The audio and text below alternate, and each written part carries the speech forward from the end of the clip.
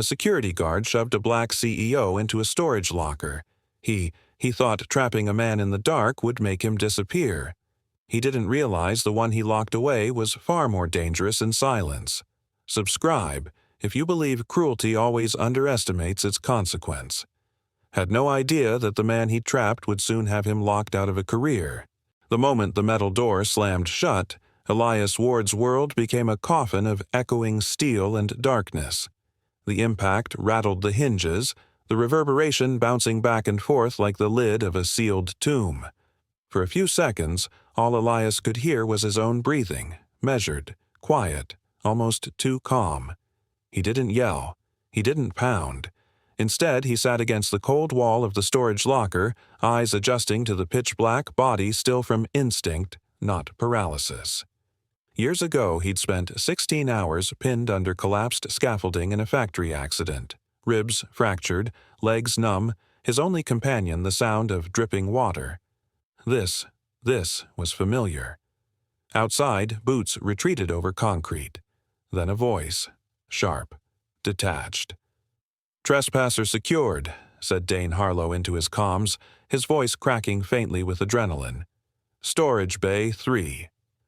Refused to comply, Elias exhaled through his nose, more in focus than frustration. This wasn't a misunderstanding. It was precision. The corridor had gone dark just moments before. A power outage? Number. Too well-timed. The emergency lights had flickered on within seconds, bathing the long service hallway in red pulses.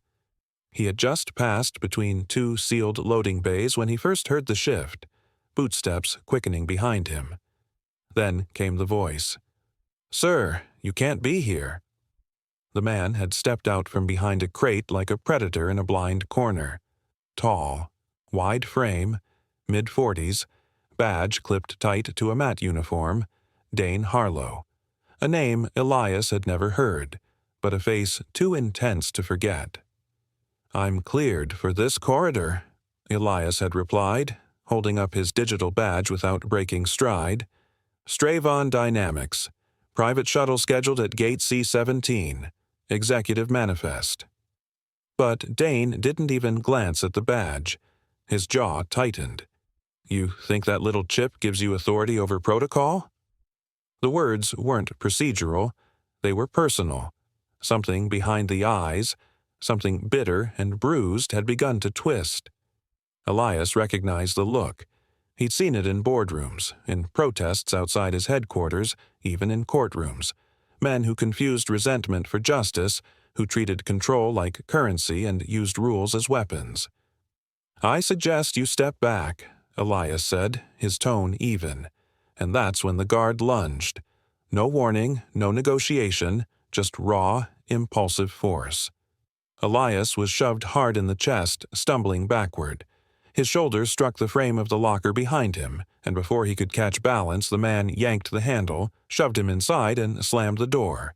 The lock clicked. Inside now, Elias ran a palm slowly over the walls. No shelving, no windows. One air vent near the top corner, too small for escape, but enough to keep oxygen flowing. The metal smelled of oil and cold dust. He checked his pockets. Briefcase left outside. Phone still on him, but no signal deep within reinforced infrastructure. Emergency beacon? Disabled by the corridor jam. Predictable. He didn't panic. Instead, he counted. 30 seconds. 60. 90. He shifted his wrist, feeling for the sharp edge of his cufflink. Titanium. A gift from a former engineer. Dual-purpose design. With slow precision, Elias worked it into the edge of the latch, feeling for tension, measuring force, recalling from memory how these security lockers were welded. Outside, the guard paced. Elias could hear him. "I locked him up," Dane muttered. "No ID confirmation. Refused to follow orders." A pause. "I don't know," Dane added, voice lower now. "Some fancy suit. Thinks the world owes him. Probably thought I'd salute him or something." Elias's fingers paused. That tone, that wasn't procedure. It was resentment again. That kind of poison didn't start in the moment. It brewed over months, years. Then came the static pop of a response. Another voice. Garbled but calm. Not Dane's. Someone on the line. Hold position. Keep him out of the system loop. We'll deal with him once the file's cleared. The words were like a punch to the ribs. Elias froze. The file. They knew. His mind snapped into focus. Hours ago, he'd left a secure lab carrying an encrypted prototype drive, an experimental solution to neutralize drone signal interference across classified airspace. Only 4 people knew of its existence, and he hadn't uploaded it to any server. He kept it analog, air-gapped, untouchable, unless someone inside Stravon had leaked its location. He crouched, staring through the thin slit of the locker's vent, just enough to catch the red light blinking softly above the corridor camera. The hallway wasn't just under surveillance, it was being watched in real time. Whoever Dane was talking to, they weren't trying to contain a breach. They were orchestrating one. He slid lower, pressing his back against the wall, breathing slow, forcing his body to stillness. They didn't want him questioned. They wanted him erased. That single realization shifted something inside Elias. Not fear, but control. Because if they were watching, they'd already made their first mistake. He had no idea what kind of man he'd just locked away. The locker door slammed shut with a metallic finality. Darkness swallowed Elias Ward instantly. No warning, no time to brace. The echo of steel against steel rang in his ears like a warning bell. He didn't move at first, just breathed. Slowly, steadily. He'd been here before, not here exactly, but in the kind of silence that tests men. That breaks some and reforges others. His back pressed against the cool metal wall, knees bent awkwardly in the tight space. The air inside was already thinning, tinged with rust and chemical dust. But panic never had a home in Elias. Years ago, during a factory collapse in the outskirts of Neston, he'd survived 21 hours under debris before anyone found him. That day had taught him how to listen to silence, how to think beneath pressure. And now, the silence here whispered something familiar. This isn't just about control. This is personal. He moved, hands groping through the pitch. His fingers found the edge of the locker's latch, a basic model, industrial issue. Crude, but reliable. Not secure enough for someone who knew what to look for. He reached for his cufflink. Titanium. Custom forged. A gift from an engineer he mentored, back when Stravon Dynamics was still in its infancy. The flat edge slipped between the latch and the frame. With slow, patient effort, he twisted. The lock didn't budge. Outside, heavy boots paced the corridor. A voice followed, low and irritated. "People like him think they own the world," muttered Dane Harlow, just loud enough for the hallway to carry his bitterness. Elias froze. He wasn't supposed to hear that. Something clicked inside him. This wasn't a heat-of-the-moment confrontation. This was premeditated. The way Dane had smirked before shoving him. The way the power outage seemed perfectly timed. The hostility wasn't bureaucratic, it was poisoned with resentment. Elias's eyes narrowed. This was no random abuse of protocol. Then a faint red flicker caught his eye, reflected against the vent above him. A camera. It blinked slowly, watching the corridor. Someone was monitoring this in real time. Someone who knew Elias had been locked away. He tilted his head toward the vent overhead. The screws were rusted but loose. He pressed both hands against the metal grate, braced a foot against the wall, and pushed. It gave after a few hard jolts, the sound muffled by distance and steel. He hoisted himself upward, ignoring the sting of metal scraping skin. The duct was tighter than he expected, lined with rough aluminum and decades of dust. Still, it was a path forward. Elias moved like a soldier through a trench, slow, deliberate, every inch forward earned. Through a narrow slit between panels he caught sight of Dane again, now speaking into a handheld comm unit. His voice was clearer. Trespasser resisted authority, secured him, awaiting backup. The words were mechanical, practiced, almost rehearsed. Resisted authority? Elias's pulse tightened. They were fabricating a story, turning him from victim into aggressor. Somewhere in the building, that report was already being filed. Protocols were being initiated. Alarms kept silent to buy time. And with his body hidden from public view, they'd have hours to spin the narrative however they pleased. He crawled farther until the vent forked. One path led to a dark drop. The other curved left. He stopped, placing a palm on the metal. Heat radiated from the left. That meant machinery. Possibly a utility bay or service room. Carefully, he slid down the sloped left duct, feet first, using his elbows to control the descent. The end came faster than expected. He braced, landed in a crouch on solid ground, and exhaled. A small utility room, unlit except for the glow of a green emergency bulb. Wrenches, maintenance panels, wire spools, but more importantly, a mirror. Elias stood slowly and faced his reflection in a dented stainless steel cabinet. His face was streaked with grime. A cut traced his cheekbone. His suit, once pristine, now clung damp with sweat. Yet his eyes didn't flicker. They focused, hardened. He straightened his jacket slowly, rolling his sleeves up to the elbows. He looked nothing like a CEO now, and maybe that was the point. Men like Dane thought titles shielded power, but Elias had built his from the ground up. He didn't need a title to fight back. He only needed time, and now he had both purpose and proof. A clang echoed from somewhere above. Dane's voice returned. Still no movement? Feeds are showing nothing unusual. He was trying to stay calm, but Elias could hear the edge. He's starting to panic. That meant they didn't expect escape, which meant they'd underestimated him. But it wasn't just Dane. The camera, the communications, the timed shutdown. This corridor wasn't standard layout. It wasn't on the general map of Kelmore International. He'd seen those blueprints before, helped design early software for the security overlays. This duct network wasn't public. It was operational infrastructure, which only internal security personnel would know. He turned, eyes scanning the ceiling.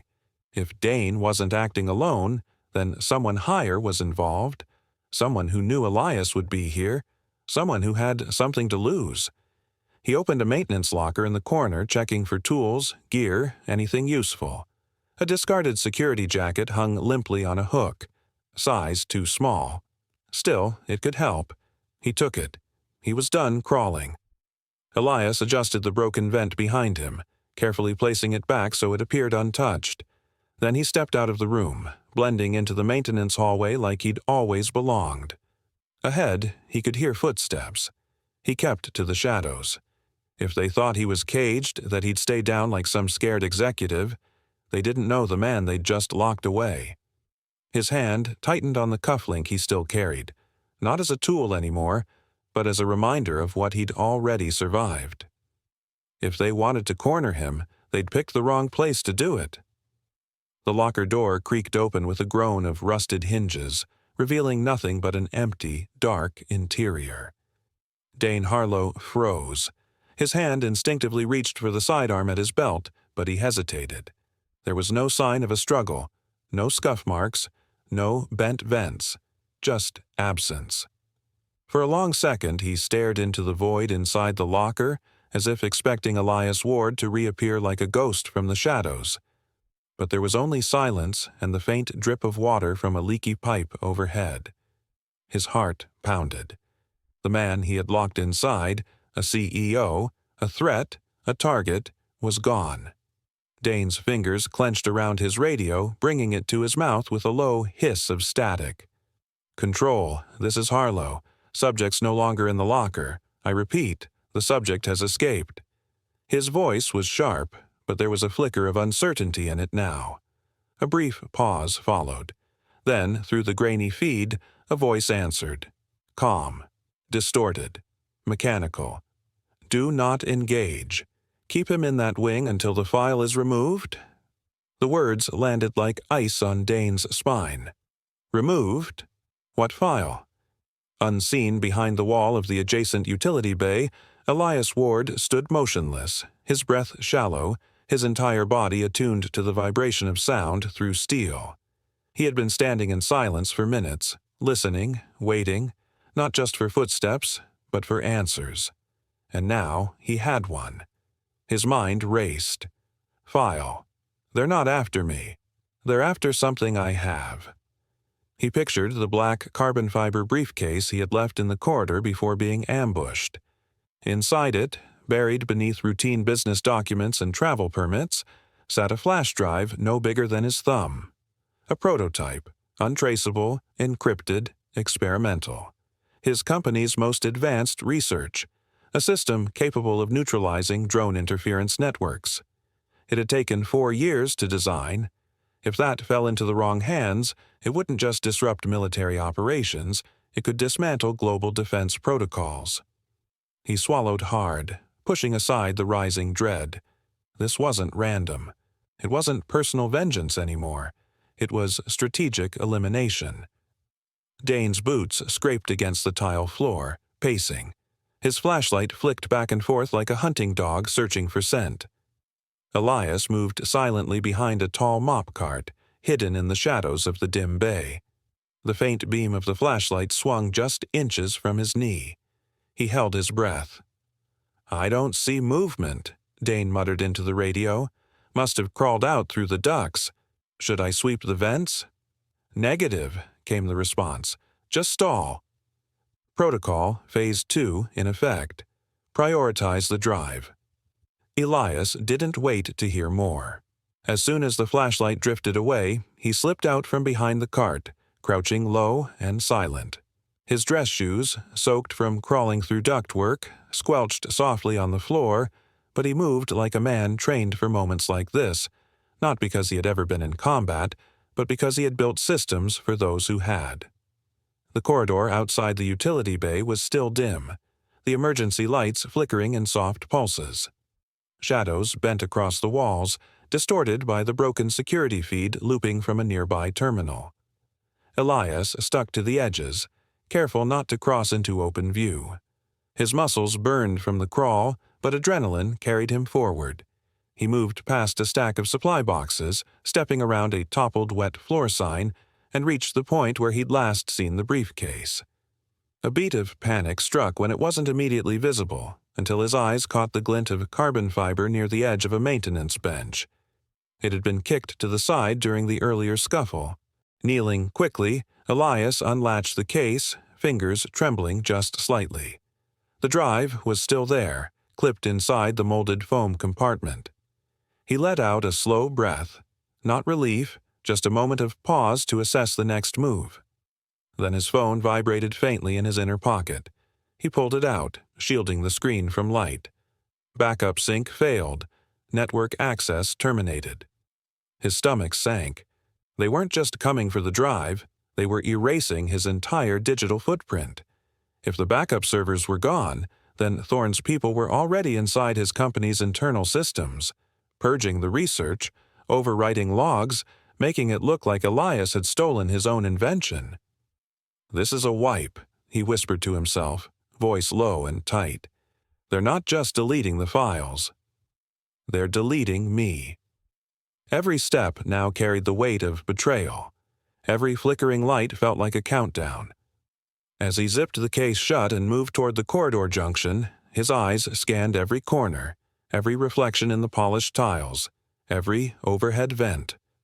Far down the hallway, the security feed camera swiveled again, not randomly, but with intent.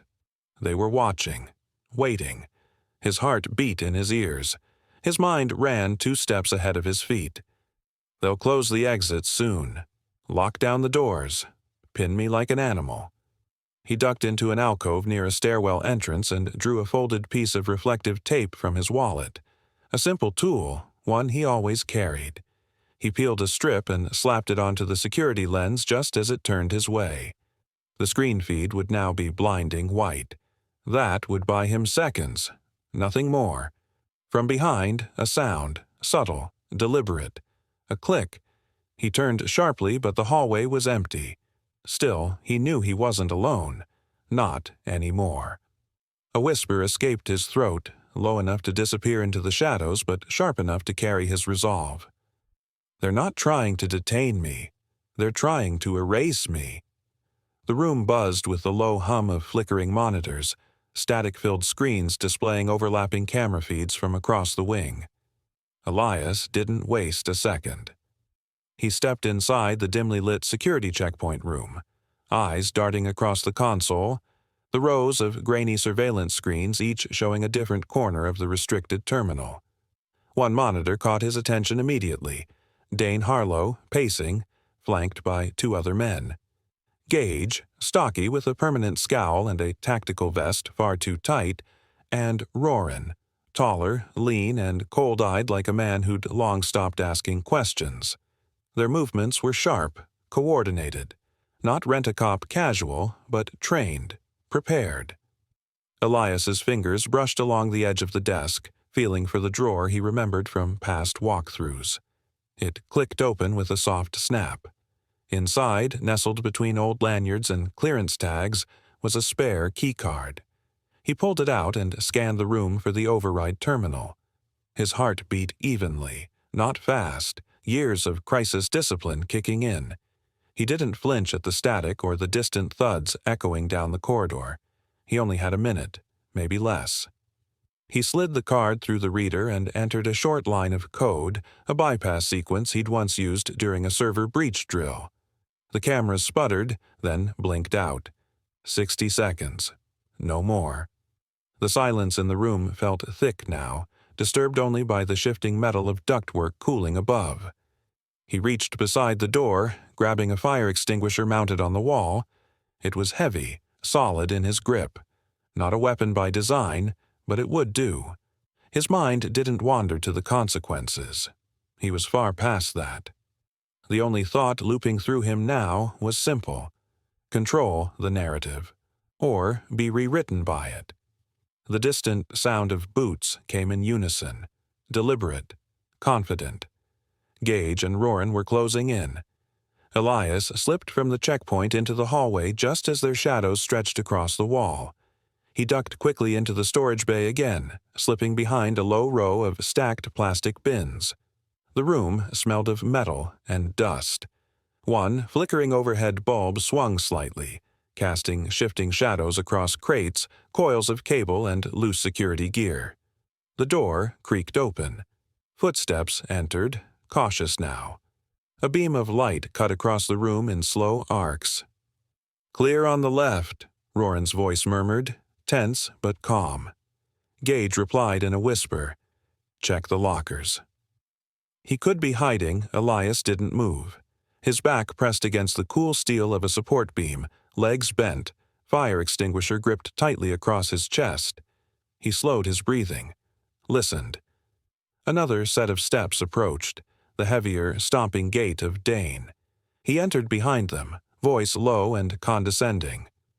"Still think you're above rules?" Dane muttered, stepping toward the row of lockers that lined the far wall. His flashlight moved across them lazily, as if mocking the silence that had once trapped Elias inside. The irony was too perfect to ignore. As Dane leaned forward, peering into the same locker he had locked shut not long ago, Elias rose from his crouch. Smooth, quiet, measured. With a sudden, powerful shove, he slammed the locker door inward. The edge struck Dane's temple with a solid clang, knocking the guard back with a grunt of shock. The flashlight clattered to the floor, spinning wildly in a dizzying circle of white. Elias stepped forward, seizing Dane by the wrist and twisting hard. The guard's radio tumbled from his belt. Dane struggled, eyes wide, dazed. "What are you?" Elias didn't answer. With swift precision, he shoved the man back toward the locker. Dane's shoulder hit the frame with a thud, and Elias used the fire extinguisher handle to pin him momentarily as he gripped the door with his free hand. In one controlled motion, he turned Dane sideways, using the guard's own weight against him, and kicked the locker door shut. The latch clicked. A pause. Then the pounding began from inside. "You're finished, Ward," Dane shouted, voice muffled, fists slamming against the steel. "This won't save you." Elias stepped back, breathing hard. Water from the broken sprinkler earlier still lingered on his coat, dripping steadily. His knuckles were raw from the scuffle, but his grip never faltered. He stood tall now, eyes locked on the locker's handle, as the echoes of Dane's shouting faded into the background. The hallway was silent again, but not empty. Somewhere down the corridor the others were regrouping. He leaned his shoulder lightly against the wall, staring ahead, the extinguished flashlight still rolling gently in small, lazy arcs across the floor. His voice was quiet, but carried weight.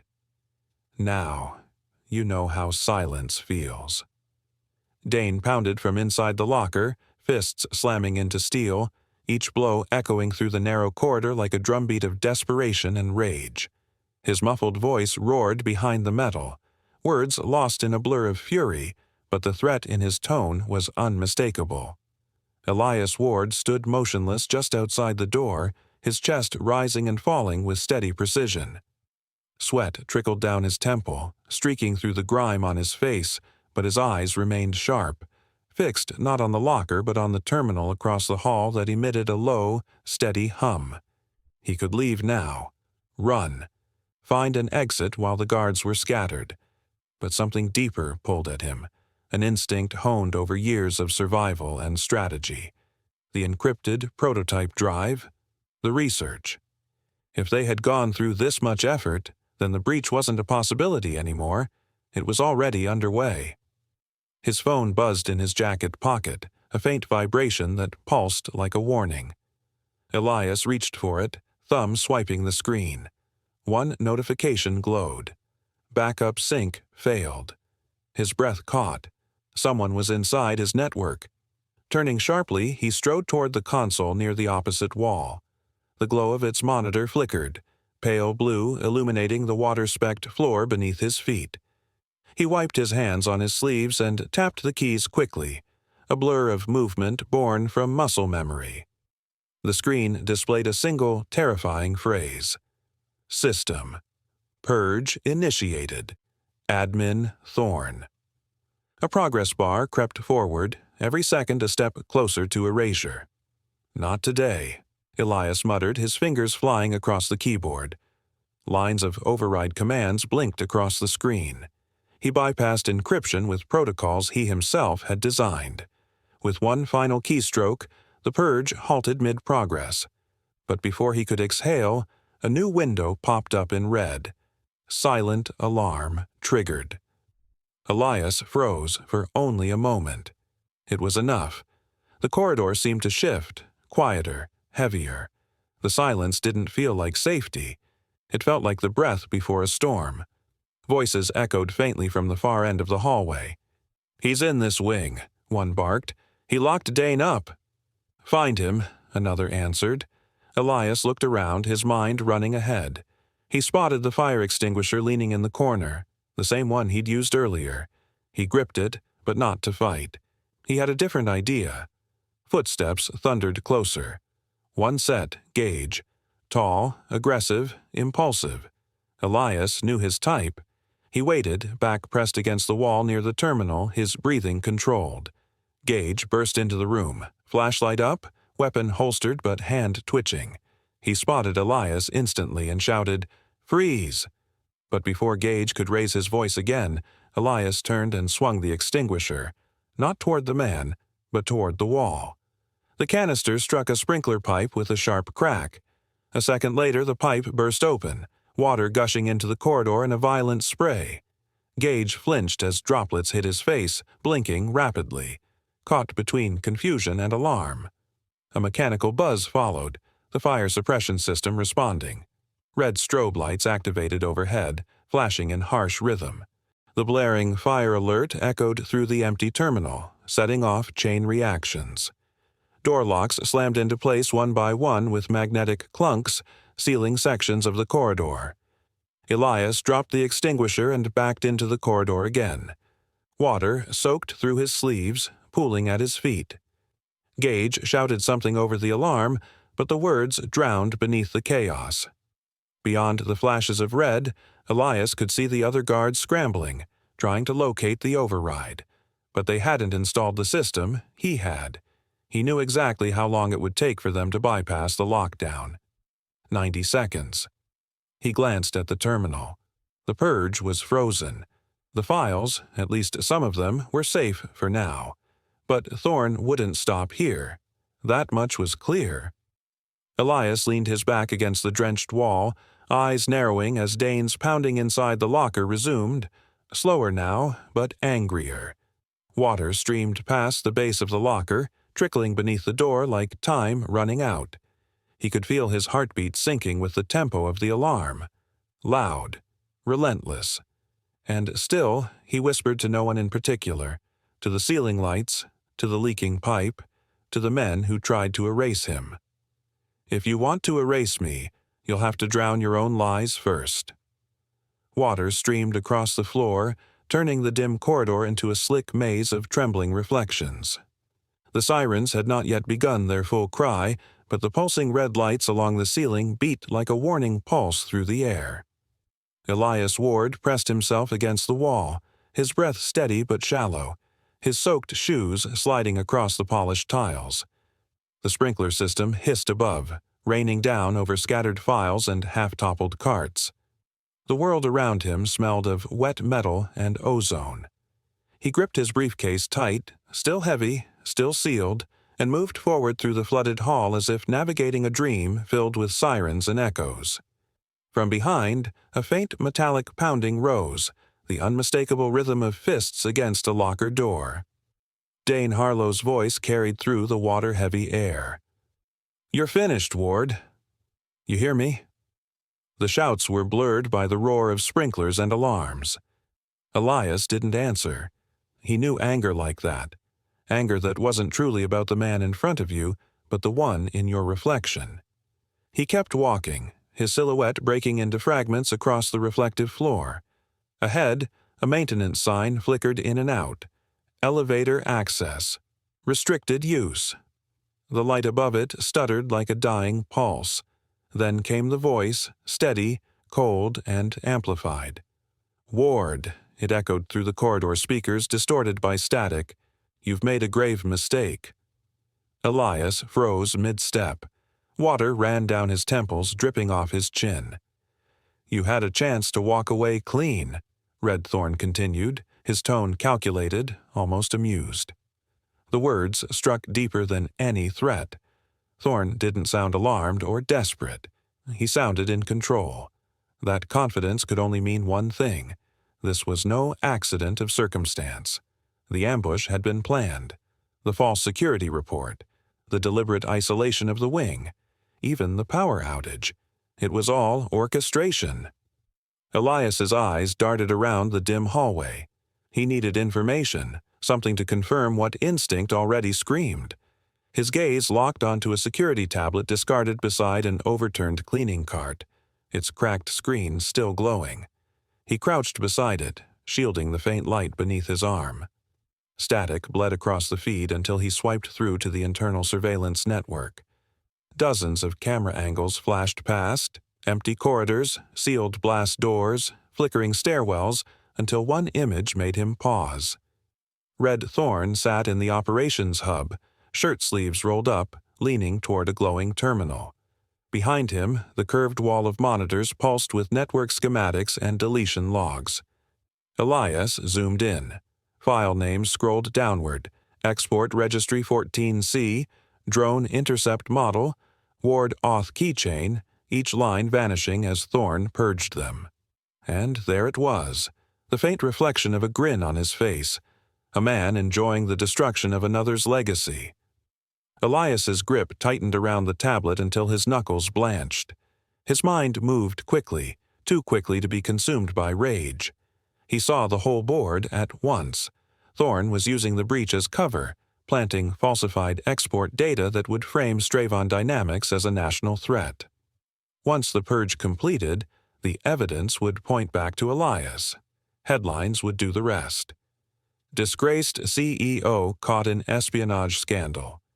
Defense firm under federal lockdown. He could already imagine Thorne sitting before cameras, feigning disappointment while the world turned on its own innovator. A surge of heat flared in his chest, pushing against the fear. He couldn't stop the flood in the corridor, but he could redirect it. He whispered to himself, low but firm, "You want to erase me. Then you erase yourself first." Sliding the tablet under his arm, Elias moved deeper into the hall, his steps measured. Overhead, emergency shutters began closing one by one with mechanical clangs, cutting off escape routes. The sound was relentless, sealing the world into smaller and smaller compartments. The air thickened with humidity and machine oil. He found a narrow junction where two corridors met, one leading toward the maintenance lifts, the other back toward the electrical systems. Perfect, he thought. He could reroute power and isolate Thorne's control before the lockdown finished. He crouched beside a control panel, pried it open with the end of his pen, and began typing override codes into the manual keypad. The panel blinked red, then green. Circuits hummed as he forced an internal loop, momentarily freezing security's automated system. Somewhere in the building, a gate jammed and Thorne's voice faltered mid-broadcast. Elias allowed himself a rare smirk. Every second he bought was another piece of ground regained. "Ward," Thorne's voice cracked through again, sharper now. "You think you can win this? I built this system. Every lock, every camera, every door answers to me." Elias paused, staring at the flickering red light of the intercom speaker. "Then you should have built it better," he murmured before cutting the feed manually. He could feel the tempo of the crisis shifting. The alarms, once deafening, had become background rhythm to his focus. He moved quickly toward the stair access, water sloshing around his shoes, briefcase bumping against his knee. Through the translucent panels ahead, he saw shadows, guards moving across upper levels. 2, at least, maybe more. The glow of their flashlights cut through mist, searching, advancing. He ducked into a side passage, his breath coming in controlled bursts. For a brief moment, silence reclaimed the space. Then, faintly, he caught the echo of one guard's voice. "Roran, you sweep left." "I'll check the elevators, Roran. Gauge Thorne's trusted enforcers." Elias's pulse quickened. He had little time. The plan in his head took sharper form: trap the guards, cut Thorne's command lines, expose the recordings. Every move depended on keeping them in motion, never letting them realize where he truly was. He scanned the ceiling, sprinklers, vents, exposed wiring. Then his eyes landed on the perfect distraction: an old fire suppression control lever, rusted but intact. He tore off a section of a maintenance label, folded it, and wedged it behind the lever, preparing a delayed trigger. Then, pulling a length of cable from a nearby junction box, he wired it to the circuit's manual fuse. If the guards entered too close, the motion would complete the circuit, releasing another burst of suppression foam and sealing the corridor. He worked swiftly, hands steady despite the tremor in the air. Footsteps drew nearer. Voices. He could almost hear their breathing now. "You sure he's down here?" one said. "Thorne said he'd head for the control sector," the other replied. "He wants him alive." "Yeah? Doesn't sound like it." Elias crouched low, unseen, his fingers resting lightly on the circuit switch. The voices grew louder, boots splashing through water, weapons clinking against their belts. He could make out their reflections against the glass wall across from him, distorted by the shifting light. His mind raced through possibilities. If the trap failed, he'd have to move fast. But hesitation had never been his enemy, only certainty in the wrong direction. The first guard stepped into the corridor, scanning his light down the hallway. The second followed close behind. Their boots stopped inches from the tripwire. For a heartbeat, the world stood still. Just the hum of machines and the drip of water from broken pipes. Then, with a subtle metallic click, the circuit engaged. A burst of foam erupted from the ceiling, white clouds filling the space in seconds. The guards shouted in shock, their flashlights spinning wildly. Elias used the chaos, slipping past through the adjacent service hatch, his body moving instinctively through darkness. The spray muffled every sound, blinding vision, choking communication. By the time they regained footing, he was already gone, descending another stairwell toward the deeper network junctions. At the bottom of the stairwell, Elias paused, leaning against the wall to catch his breath. The air was colder here, carrying the hum of distant generators. He clutched the briefcase and the tablet tightly, his entire company, his life's work, and now the only proof of truth that could keep him alive. He looked back once toward the flood of light above, hearing the muffled radio chatter of confused guards. A small, grim satisfaction crept across his expression. He straightened, eyes narrowing as he whispered to himself, more conviction than defiance in his voice. If they think I'm cornered, it's because I want them to think so. The footsteps were close now, heavy, deliberate, echoing against the tile and steel of the lower corridors. Elias pressed his back against the cold metal casing of a generator, his breath shallow and quick. Water still dripped from his soaked jacket, pooling beneath his shoes in uneven ripples. He held himself still, every muscle tensed, listening to the dull hum of machinery and the static crackle from his useless comms unit. The control room was tight, cluttered with conduit pipes, rusting panels, and old emergency signage barely lit by the flickering red glow of backup power. Through a crack in the utility panel, Elias caught the first shadow stretch across the hallway, a wide, hunched figure stepping carefully but confidently. Roran. Behind him, the slimmer silhouette of Gage followed, sweeping a flashlight in crisp arcs over the floor and walls. Their boots splashed through shallow puddles as they entered the room, slow and deliberate. "Boss wants him alive," Roran said, his voice low, like a warning wrapped in frustration. Gage's reply came flat, emotionless. "Not if he's got proof." Elias clenched his jaw. That one sentence confirmed it. Thorne had lost control of the narrative. Now they were cleaning up, eliminating threats, tying off loose ends, and he was the biggest threat of all. Roran moved toward the far side of the room, scanning behind overturned desks and dismantled equipment racks. Gage lingered by the central conduit array, tilting his head as if listening for movement. The silence was oppressive, broken only by the occasional creak of pipes and the subtle buzz of half-powered terminals.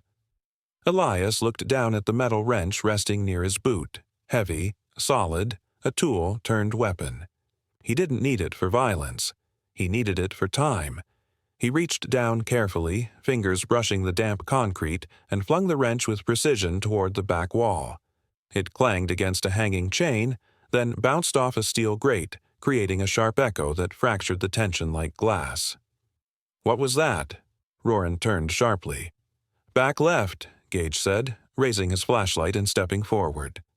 In that single breath of distraction, Elias moved.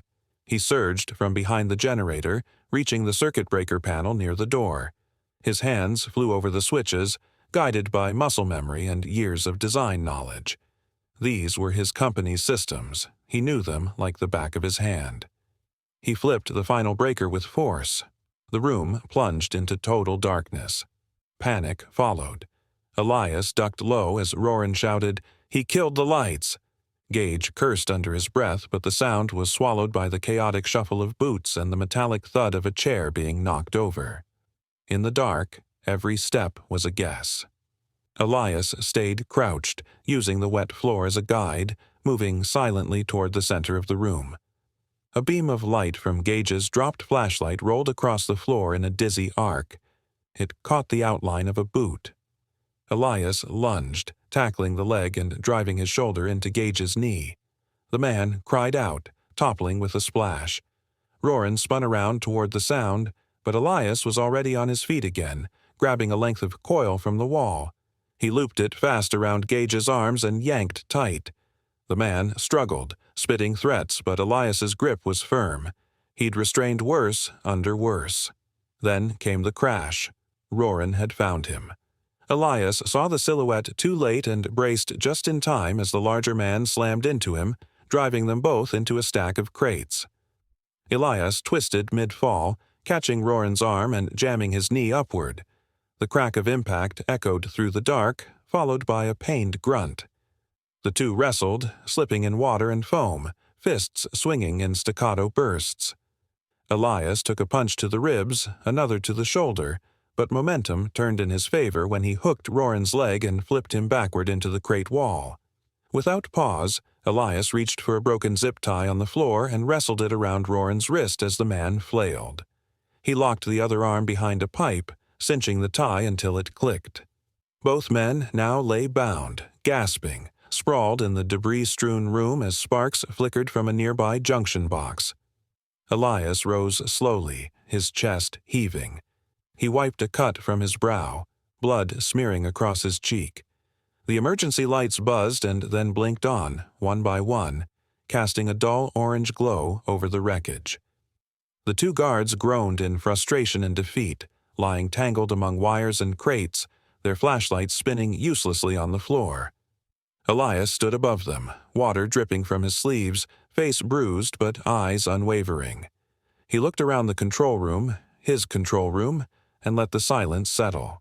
Then, with quiet finality, he spoke, his voice even and low. "You wanted a lockdown," Elias said quietly. "You've got one." He shoved the black CEO into a narrow storage locker, slamming the door shut before striking it again with a fire extinguisher, laughing at his own cruelty. If you believe abuse of power must always be exposed, hit subscribe now, because justice waits patiently in the dark. The control center door creaked open with a low metallic groan, its frame scorched from power surges and emergency overrides. Elias stepped inside without hesitation. His shoes splashed lightly on the slick floor, tracking water and soot with every stride. In his right hand, he held the fire extinguisher, cold, dense, and ready. In the other, clutched tight against his chest, was the black prototype drive, the last uncorrupted source of truth. Across the dim room, surrounded by shattered monitors and the glow of damaged circuitry, stood Red Thorn. He was hunched slightly over the central console, eyes squinting through the haze of static screens and blinking alerts. Behind him, a massive wall of glass overlooked the darkened terminal. His silhouette was sharply outlined by the pulsing red emergency lights. He didn't turn immediately when Elias entered. He didn't have to. "You're persistent," Thorn said, voice low and controlled, almost admiring. "But it's too late." Elias moved forward, not answering. The hum of dying electronics filled the silence between them, along with the distant rattle of a failing ventilation system. His chest rose and fell steadily, but his muscles were taut, his eyes unblinking. Thorn finally turned. His expression wasn't fear or surprise, it was smugness, worn like a suit of armor. "You think you can fix this?" he asked, stepping out from behind the console. "The system's already rewritten you, Ward. By dawn, your name disappears from every registry. No bank account, no title, no past." Elias didn't stop walking. He reached the edge of the central platform, boots thudding against the raised steel. The shadows under his eyes were darker now, his jaw set like granite. "You erased people before, didn't you?" he asked, voice calm but heavy with accusation. "How many careers did you bury? How many files went missing before someone fought back?" Thorn's thin smile deepened, his teeth catching the flickering light. "People forget who built their success," he said simply, with a shrug that mocked the question. "I just remind them." For a heartbeat, the air held still, suspended between two men who understood exactly what the other had become. Then Elias placed the fire extinguisher on the floor. A hiss broke the silence as he pressed the lever. A sudden burst of thick white foam shot upward, engulfing the room in a swirling cloud. Thorn shouted, staggering backward as his vision vanished in the blast. His hands flailed toward the console, reaching for any point of control. Elias didn't waste a second. He lunged forward through the blinding mist, grabbing the fire extinguisher by the neck like a warhammer. The cold metal stung his fingers, but the weight felt right. He lifted it high and brought it crashing down onto the override panel with a deafening clang. The reinforced casing gave way under the blow, sparks erupting in a violent spray. The lights around the room flickered and dimmed, then burst back into emergency red. Thorne stumbled away, shielding his face. "You idiot!" he yelled, coughing. "That was the main conduit." Elias ignored him, dropping to one knee beside the broken terminal. Beneath the melted plastic and fractured glass, the emergency recovery port blinked faintly, still alive. He jammed the drive into the slot, fingers slick with foam and sweat. The interface lit up just long enough to authorize one final operation. A sharp chime sounded as the system recognized the key. Elias exhaled, pulling the device free. The drive now held the last known clean version of Straven's data architecture, proof of Thorne's tampering, of the backdoor programs, of every falsified transfer and silent purge. He stood slowly. Thorne had regained his bearings, his coat stained with foam, face twisted in fury. "You don't know what you've done," he growled, eyes narrowing. But Elias didn't answer. He looked around the room, scorched walls, flickering monitors, cables torn from their ports like ripped veins, and then back to the man responsible. He took one final breath, feeling the gravity of the moment settle across his shoulders. "You built walls around lies," he said, voice steady and clear. He raised the drive in his hand, letting its faint blue light cut through the mist. "I'll turn them into windows." Thorne staggered backward, coughing violently as the blinding white cloud of fire suppressant flooded the control room. Foam clung to his suit and blurred his vision, clumping in his hair and coating the consoles around him. He waved his arm furiously through the air, trying to clear the haze, his breathing labored and punctuated by panicked gasps.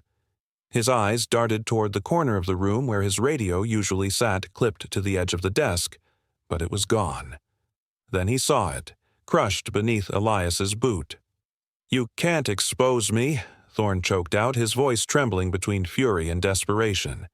"You don't understand how far this goes." Elias didn't flinch.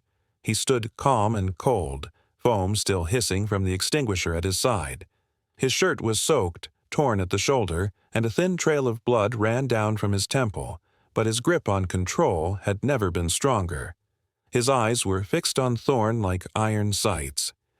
"I understand enough," Elias replied, his voice low, steady, a voice sharpened by betrayal, forged in confinement.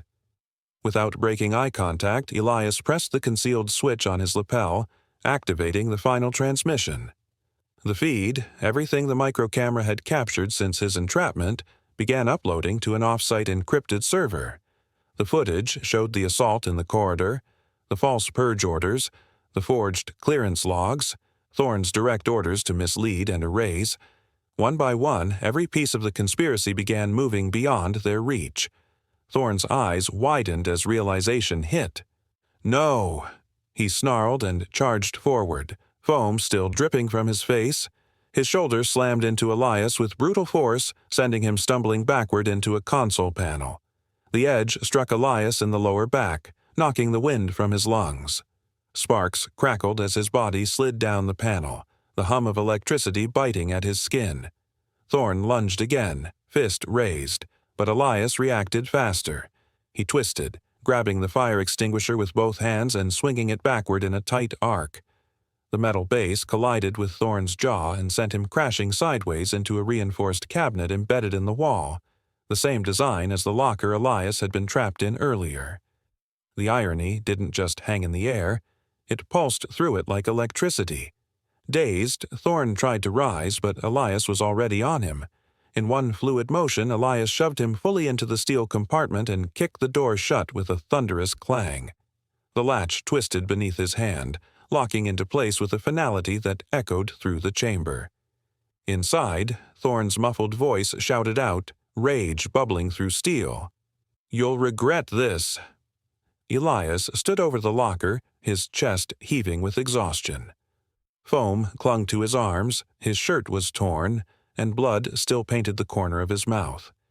Yet his eyes didn't flicker. He slowly wiped the back of his hand across his jaw, tasting copper and resolve. His voice came out in a whisper, low and unshakable. "So will you." Just then, the building's alarm system shifted. The steady red lights around the room dimmed, then flared into a sharper, urgent tone. The lockdown had escalated. A voice echoed from the overhead system, cold, automated, final. Zone 3 sealed. Perimeter lockdown engaged. Emergency response units en route. The vents groaned. The control room lights flickered. All around him, Elias could feel the weight of the building's security bearing down. Yet instead of fear, he felt a quiet calm. The panic they'd tried to instill in him earlier had burned out and left something colder, something focused. He glanced once more at the locker door, hearing Thorne's futile pounding from within. Then he turned toward the main terminal feed still flickering on the wall, the uplink now complete, his footage safely stored and transmitted.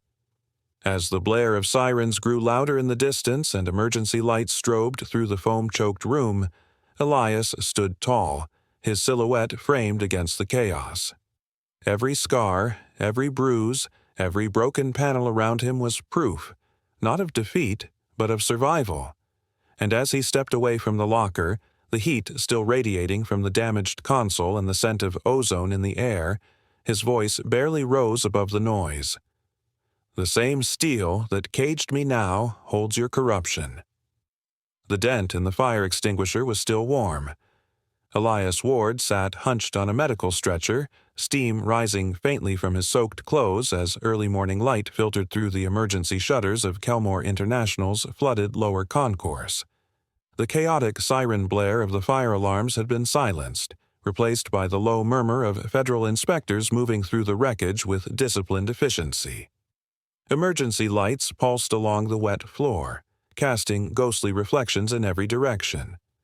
Elias's fingers were wrapped tightly around a soaked piece of cloth. Inside it, the prototype drive he had fought through steel, sabotage, and betrayal to protect. He didn't look at the paramedics as they tried to offer assistance.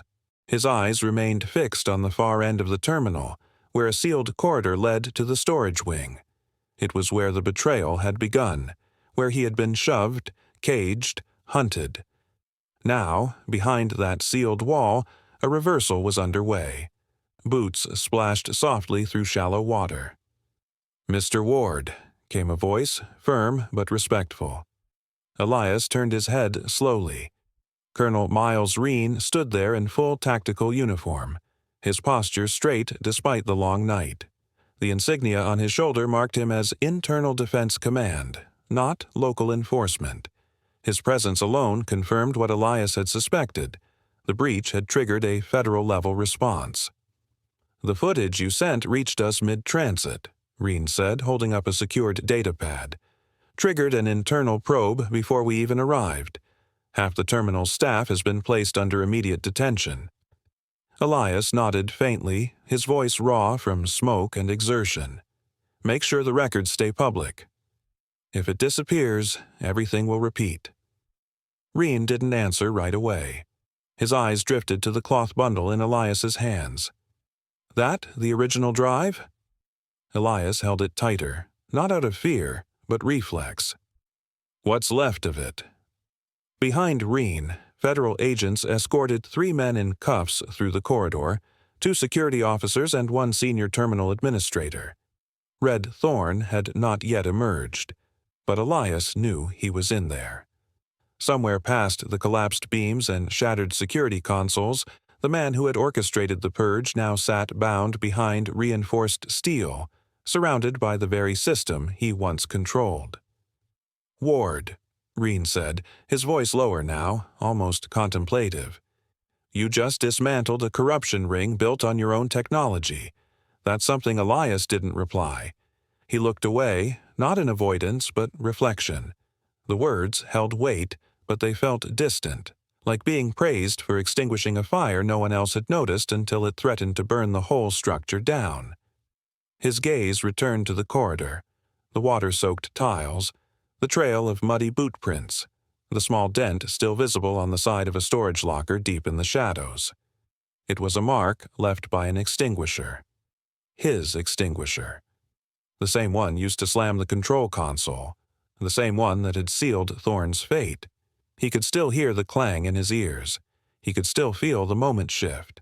Control, he realized, wasn't just about power. It was about direction, about reclaiming the course of something that others had tried to hijack. And now he'd done it. Around him, the airport's terminal flickered with returning light. Fire crews moved in coordinated rhythm, replacing sirens with instructions, replacing smoke with fresh air. Outside, the sun was rising, but inside Elias Ward, something quieter was forming, something steadier than revenge. Resolve. He stood slowly, refusing further medical aid, and adjusted the wet cloth bundle under his arm. His suit, torn at the shoulder, clung to his frame. His face carried bruises, cuts, ash, but his eyes were clear. As a nearby federal agent radioed in the sweep status, Elias caught a glimpse of the control hub on one of the portable monitors. For a brief moment, the screen replayed security footage of Thorne's capture, the extinguishing foam, the broken panel, the reversal of control. The terminal system had recorded everything, and Elias had made sure it couldn't be erased. Reen stepped beside him again. "You sure you don't want an escort out?" Elias shook his head. "No, I want to walk out the same way I walked in." "On my terms." The colonel studied him a moment longer, then extended his hand. Elias accepted it, firm but without ceremony. As their grip released, Reen nodded toward the sealed corridor. "They'll be processing Thorne and the others for transport within the hour. You want a word with him?" Elias's response was quiet but certain. "No need." He already heard everything that mattered. He stepped forward, water rippling under his shoes. Somewhere deep in the wrecked hallway, the dented locker still bore the mark of the extinguisher, a reminder of both humiliation and justice. For Elias, it was never about revenge. It was about control, the kind taken from him and the kind he'd reclaimed. Sometimes the quietest retaliation is the one that echoes the longest. The boardroom lights hummed softly overhead, casting a sterile glow across the long mahogany table. Elias Ward sat at the head, back straight, hands folded on the surface before him. Every seat around him was filled. Auditors, corporate ethics officers, legal advisors, and a pair of federal compliance agents. The air was thick with expectation, not curiosity. They weren't here to ask if something had gone wrong. They were here to determine how deep it went. One of the auditors, a silver-haired man with narrow spectacles, cleared his throat and clicked a pen. "Mr. Ward, we've reviewed the initial security footage from the Kelmore incident. What we need now is clarity on your company's involvement, or lack thereof, in the reported data manipulation." Elias didn't flinch.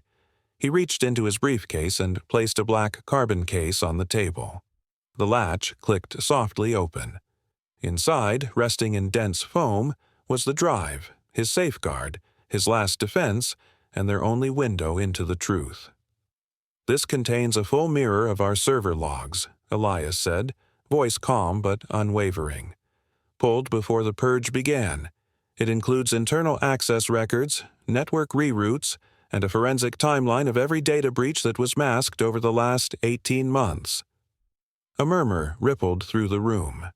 The chief compliance officer, a broad-shouldered man named Hendricks, leaned forward. "You're saying the sabotage started before Thorne was flagged?" Elias nodded once. Thorne didn't act alone.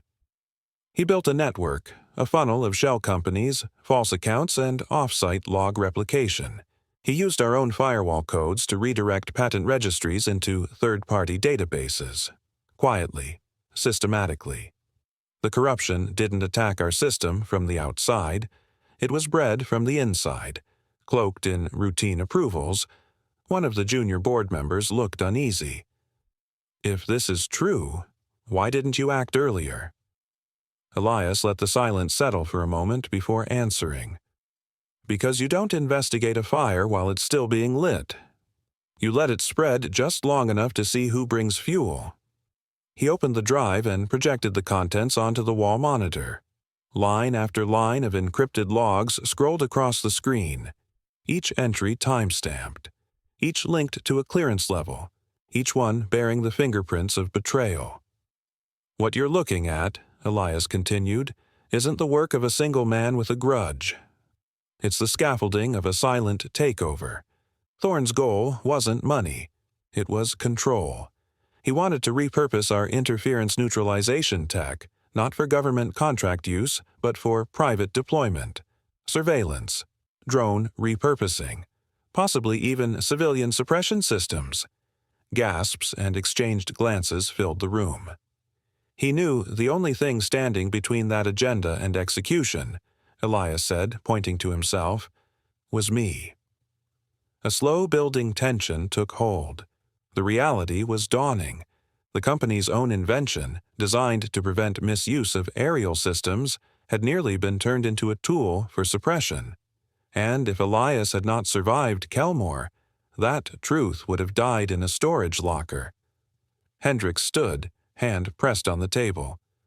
"You're implying Straven was moments away from becoming a rogue defense entity." "No," Elias said. "I'm telling you it already was." And I stopped it. Another member, a soft-spoken analyst named Braddock, spoke up. "There's a pattern here. If the logs align with what you're saying, it means every deleted transaction was calculated to disappear under legal thresholds, just enough to avoid triggers." This was surgical. Elias finally sat back in his chair, the fatigue of the past weeks tugging at his spine, but his mind sharp. Thorne's brilliance was in what he didn't touch. Every removed log led nowhere, but every buried connection, every shell registration, every offloaded patent signature pointed to one objective: repurposing a safeguard into a weapon. Silence reigned for nearly a full minute. Screensaver lights flickered on the monitors. Outside the frosted windows, rain tapped gently against the glass, soft but steady, like a ticking clock reminding them what had almost slipped past. Then came the final question. "Why bring this forward now?" asked one of the federal agents. "You could have salvaged your image, buried the scandal, blamed it on isolated corruption." Elias turned to face the questioner directly. His voice dropped, not in volume, but in weight. "Because this company wasn't built on hiding failure. It was built on learning from it. I didn't survive a locker in the dark to come back and light another from the inside." He reached into the carbon case and pulled out a printed ledger of transactions, highlighting the final one, a transfer attempt blocked by Elias's override during the Kelmore incident. "This is the pivot point," he said. "The moment I stopped being a CEO and started being the system's resistance." The boardroom fell into a hush, not of fear, but of reckoning. What began as a hearing to question Elias's leadership had transformed into a blueprint of how easily power could be twisted from inside the very systems built to protect it. Hendricks closed his laptop slowly and leaned forward once more. "Mr. Ward, we believe you." By the time the review board adjourned, the internal audit team had already confirmed dozens of false accounts. Whistleblowers, once silenced by fear, were now volunteering testimonies. Names were named. Executives who once shared quiet lunches with Thorne were suddenly lawyering up. Elias stepped out into the corridor alone, the silence oddly calming. His phone buzzed. A message from Colonel Reen. "First indictments have been handed down." More to come. He didn't smile. He didn't need to. Somewhere down the corridor, a janitor's cart passed, rolling silently across polished marble. For a second, Elias caught his reflection in the glass, not just a man rebuilt from the trauma of confinement, but a strategist forged in fire. A nearby news screen flashed a headline: "CEO thwarts security scandal at Kelmore International." Elias stared at it for a moment, then turned away. That wasn't the whole story. It skipped the claustrophobic moments in the locker, the pain of betrayal, the quiet fury that fueled him through darkness. In truth, his recovery wasn't victory. It was vigilance. Straven Dynamics faced an immediate internal audit, exposing the layers of manipulation Thorne had buried over years: false accounts, sabotaged patents, offloaded data to shell firms. Elias appeared before the review board not as a victim, but as a strategist.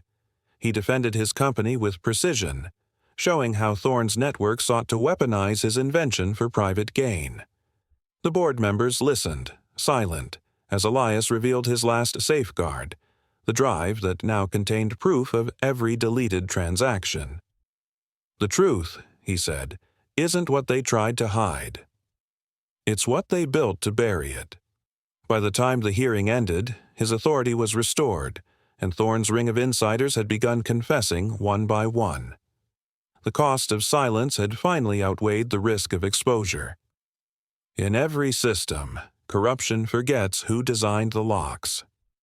The reinforced glass pane reflected fluorescent light off its surface, casting a pale sheen across Dane Harlow's face. He didn't move. His shoulders slumped forward, and the creases around his eyes, once filled with suspicion and bravado, now sagged with weariness. A slow, shallow breath escaped his lips as he stared blankly at the man standing on the other side of the partition. Elias Ward didn't sit. He remained standing, composed but firm, the kind of presence that made silence feel deliberate. His gaze was steady, not cruel, but piercing enough to reach the truth buried behind the guard's hollow expression. "You were a pawn," Elias said after a long pause. His voice was calm, yet held the weight of the storm they had both emerged from. "You just didn't know who was moving you." Dane blinked once, his throat tightening. His fingers trembled slightly as they curled into fists beneath the table. His voice, when it came, cracked from disuse and shame. "They said you were stealing government assets," he muttered. "They said I'd get promoted if I stopped you, that it would make me a name they couldn't ignore." Elias didn't flinch. He had heard worse in boardrooms disguised as diplomacy. But here, the words hit differently. Raw, unpolished, desperate. He studied Dane's face, searching for something, regret, understanding, even anger. But what he saw was hollowness. A man who had realized too late that he wasn't a gatekeeper. He was just a door someone else had locked. "You believed the wrong broadcast," Elias said, not with anger, but clarity. There was nothing left to argue. He turned without another word, the quiet scrape of his shoes against the linoleum the only sound in the sterile hallway. Behind him, Dane sat motionless, lips parted as if to say something, but whatever it was, apology or excuse, remained unspoken. Colonel Miles Reen stood waiting near the end of the corridor, arms folded, expression unreadable. A tablet rested in his hand, its screen glowing with data pulled from recent raids across multiple airports. When Elias approached, Reen handed it over without ceremony. "They've traced connections to 23 personnel," Reen said, voice low and clipped. "Not just here at Kelmore, this thing was layered deep, coordinated, embedded." Elias skimmed through the files, each name a quiet indictment. Thorne's network hadn't been isolated, it had been strategic. The plan wasn't just to sabotage Elias, but to use airport security as a funnel for something far more dangerous. Altered surveillance logs, erased access records, falsified detainment reasons, all hidden beneath the facade of protocol. "Systemic infiltration," Elias muttered, almost to himself. Reen nodded grimly. "We'll need congressional authorization for a deeper probe." "But your footage cracked the gate open." The hallway buzzed faintly with fluorescent hums, but to Elias it felt like the echoes of a darker truth, one that extended beyond his personal ordeal. He had thought the locker was the prison, but now he saw it for what it was, a symptom, not the disease. Later that night, in the quiet of his office, Elias drafted his statement. He didn't consult legal. He didn't run it through public relations. He wrote it with the weight of every cold breath in that locker still lingering in his chest. "Technology without ethics becomes the architecture of tyranny." The line stared back at him from the screen. It wasn't a defense. It was a declaration. The next morning, the statement was published in full on Stravon Dynamics' official page, then quoted by national outlets, shared across social platforms, cited in legal blogs, and dissected by corporate analysts. The ripple effect was immediate. Advocacy groups began calling for transparency laws in private security contracting. Investigative journalists reopened cold cases involving unexplained security incidents. But for Elias, none of it was for fame. He watched the coverage quietly from his office, lights dimmed, hands folded on the same titanium desk where his company had been born from sketches and scraped ambition. A news anchor read aloud his statement for the 5th time that hour, calling it the most important sentence of the year. He didn't smile. Instead, he looked toward the blueprint tacked on his wall, not of a product, but a facility, a future prototype, decentralized oversight, internal ethics, AI, and whistleblower access points woven into design. His eyes narrowed, mind already moving ahead, because if his journey had taught him anything, it was this: those who build doors decide who gets locked in, and some doors are built to stay closed. Once you've been locked in darkness, you never forget how many doors are built to stay closed. The applause echoed through the grand atrium of the Capitol Strategic Forum, bouncing off the high glass ceilings and steel beams that framed the modern structure. Photographers lined the edges of the stage, their flashes flickering like distant lightning strikes. Elias Ward stood center stage in a crisp charcoal suit, the lapel of his jacket marked with the insignia of the newly formed Ward Integrity Accord.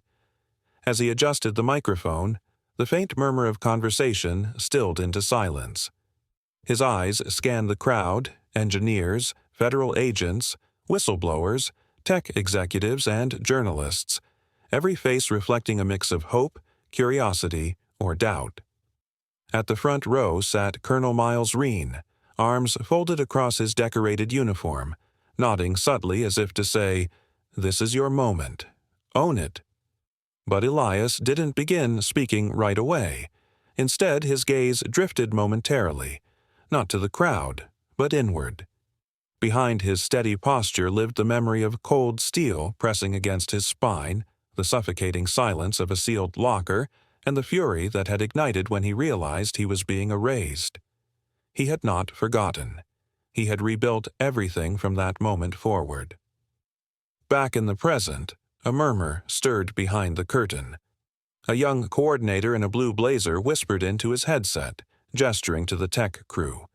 The live stream was synced, and feeds from 3 continents were now locked in. Elias's cue light blinked green. He stepped forward.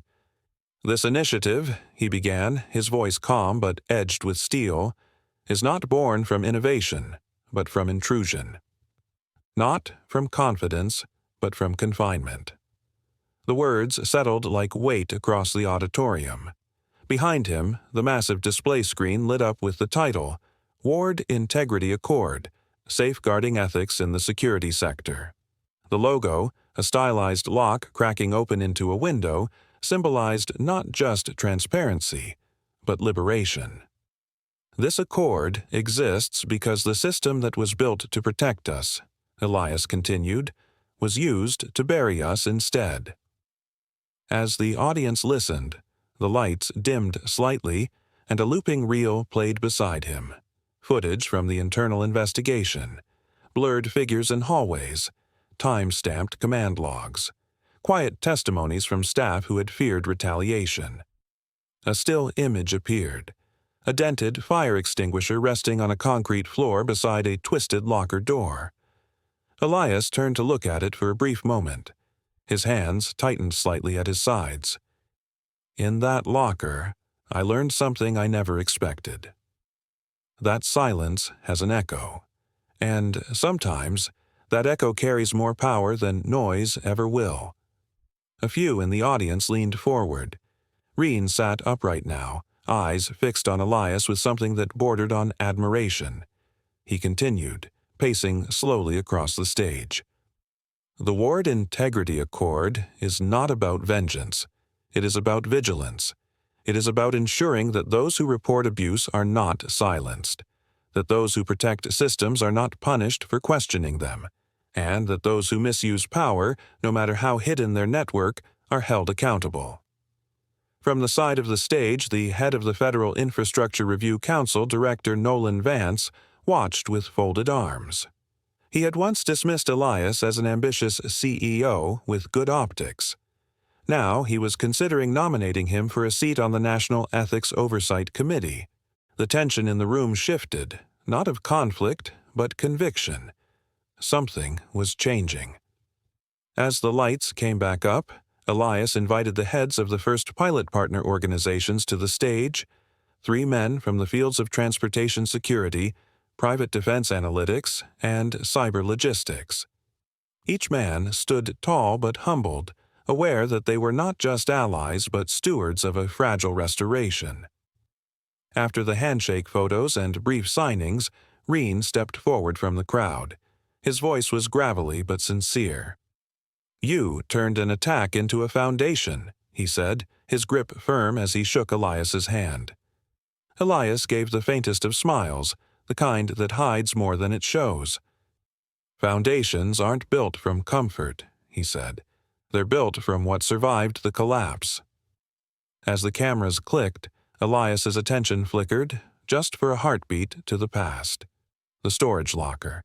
He could still feel its metallic chill, the breathless quiet, the realization that no one was coming, and then the shift, the spark of strategy, the flicker of resolve, the refusal to be erased. That moment didn't break him. It defined him. The dented fire extinguisher, preserved now as federal evidence, had become more than a weapon or a tool. It was a mark, a symbol, a reversal. One man's confinement had become another man's downfall. And now, as the final applause rang out, Elias stepped forward one last time. He didn't raise his voice. He didn't need to. His words, low and steady, carried across the room and into the live streams around the world. Justice doesn't begin when you escape the trap. It begins when you refuse to let others build one again. He buried another man in steel and found himself trapped in the fallout seconds later. If you believe every cruel act locks its owner inside the same cage, subscribe now, because justice always breaks the door back open. Disclaimer: the story you just watched is fictional. It explores racism, abuse of power, and the moment when arrogance meets accountability. Its purpose is to raise awareness, inspire empathy, and encourage reflection on justice, equality, and the importance of treating every person with respect.